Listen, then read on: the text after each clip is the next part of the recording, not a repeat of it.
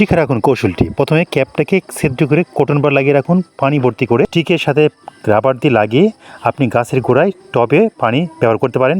Top top করে পানি পড়বে, গাছের গোড়াটা বেঁচে থাকবে। ভিডিওটি ভালো লাগলে শেয়ার করে দিন। রাখুন প্রথমে এই মাপ অনুযায়ী কেটে নেবেন, তারপরে বোতলে মুখায় একটু গাম দিয়ে পাইপের মধ্যে আটকিয়ে দিন। দেখবেন আপনি এটা দিয়ে যে কোনো ধরনের ফল পাড়তে পারবেন। ভিডিওটি ভালো লাগলে শেয়ার করে দিন। শিখে রাখুন, আমরা যখন বোতলে তেল বা দুধ জাতীয় তরল কিছু ঢালতে যাই তখন কিন্তু অধিকাংশ সময় পড়ে যায়, এতে আমাদের কিছুটা অপচয় হয়। সেক্ষেত্রে আপনি এভাবে একটা ভিতরে চামিচ রেখে তার উপরে আপনি চামিচ খেয়ে লাগিয়ে সেই জিনিসটা ঢেলে দিন, দেখবেন সুন্দর কাজ হয়ে গেছে, একটা ফোঁটাও পড়বে না।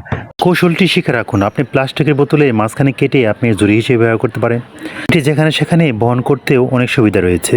আপনি ক্যানের বোতলের চাবিটাকে বের করে আপনি হ্যাঙ্কারে লাগিয়ে একাধিক কাপড় একই হ্যাঙ্কারে রাখতে পারবেন। কৌশলটি শিখে রাখুন। অনেক সময় আমরা তেল, ভিনেগার এই জাতীয় কিছু ঢালার ক্ষেত্রে পরিমাপ নিয়ন্ত্রণ করতে পারি না। সিপির মুখটা উল্টা করে লাগিয়ে দিন, আপনার ইচ্ছে মতো ঢেলে নিন, তাহলে আপনার তেল ডাইরেক্ট নিয়ন্ত্রণটা সহজে করতে পারবেন।